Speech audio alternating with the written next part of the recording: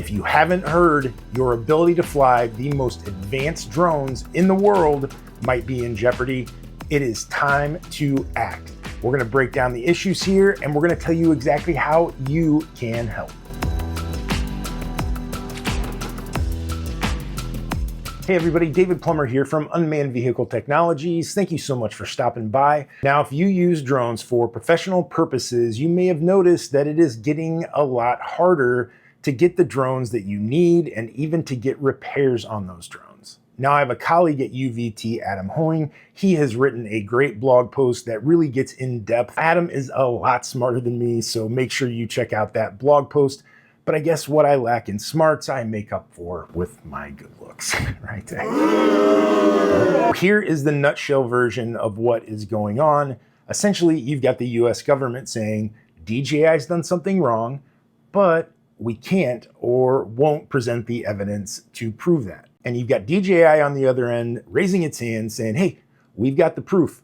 Please look at it and or do your own investigation. Now, DJI is a behemoth in the drone world with over 80% of the world market in drones. That's 8 out of every 10 drone pilot is flying a DJI drone. Now, a couple of years ago, the US government claimed that DJI was committing human rights violations. And that's on top of what they believe is a national security risk. These issues have made it really hard at times to even get the drones through customs. Now, at the end of 2025, DJI was put on the FCC covered list, which means they can't market a drone, they can't sell a drone, nobody can buy a drone in the United States. Now, for the time being, DJI is still allowed to sell their already released models. So you can still get a DJI Matrice 4TD or an M400. Those are still being sold in the United States, but they are not as easy to get. Federal agencies cannot use DJI drones, and many state and local agencies are in the same boat. And that's a big problem because you've got all these businesses that are already using DJI drones. Using drones allow them to save money and save time and do their work more efficiently. Now, don't get me wrong, there are some great American drone companies out there that are doing really great things, but the price of those drones could make it unreachable for some smaller agencies and small businesses. Now, because the US government has refused to do their own independent investigation on DJI has kind of taken the ball into their own hands and have brought in a company called OnDefend, which is a highly respected cybersecurity company. Now, the whole point of all of this is to get the data that will tell us whether or not DJI drones are a risk to national security. The OnDefend assessment of the Matrice 4E and the Air 3S focused on data sovereignty, hardware vulnerabilities, and drone manipulation risk. And here's what they found. During the 4-month window of testing, OnDefend reported no clear evidence of hidden backdoors, no data transmission outside of the United States, and no viable pathways for hijacking or weaponization. They identified no critical or high-risk findings. The assessment also found no evidence of unauthorized data transfer, hidden access, unexplained transmissions, hardware tampering, or viable pathways for manipulation or hijacking. They also found that the data coming from the remote and the drone was secure as long as pilots know how to use things like local data mode and disconnect from the internet completely. So there are two main questions. Number one, why is the United States just hell-bent on getting DJI out of the United States? Yes, I can understand the security concerns, especially when you're dealing with a company from communist China. Of course, we should continually scrutinize the security coming from these drones and the remotes. But there's more to the equation here. DJI has cornered the drone market around the world and in the United States as well. And I believe the reality is there are people in power that stand to gain something if you can push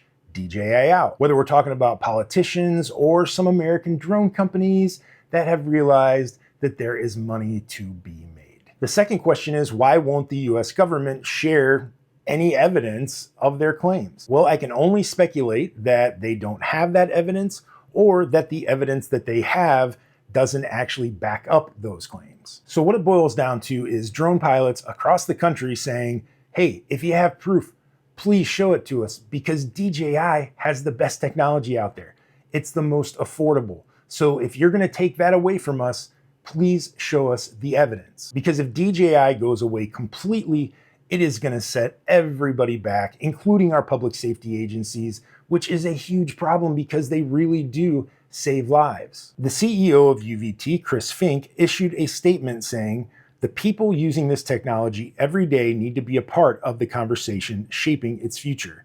Public safety agencies, infrastructure teams, utilities, and enterprise operators understand the real-world value of these systems because they rely on them to do critical work. If technical evidence is available, it should be part of the decision-making process, and I would encourage our industry to make sure legislators hear from the teams directly impacted by these policies." So what can be done? Well, the ball is in your court. Time to start screaming from the mountaintops, trying to make sure that our politicians are hearing what we're actually saying. If you go to droneadvocacyalliance.com, they make it really easy for you to contact your legislators and make sure that your voice is heard. This is a really serious topic. I know a lot of people think of drones and they think they're used for fun and they think they're used to make pretty videos and things like that, and they absolutely are. But they are also critical to the infrastructure of the United States. So if we can start a little groundswell here, maybe they'll hear us and maybe we'll be able to get something worked out. So that's it for today's video. Make sure you reach out to UVT if you've got questions or comments. We appreciate you stopping by, and we'll see you next time.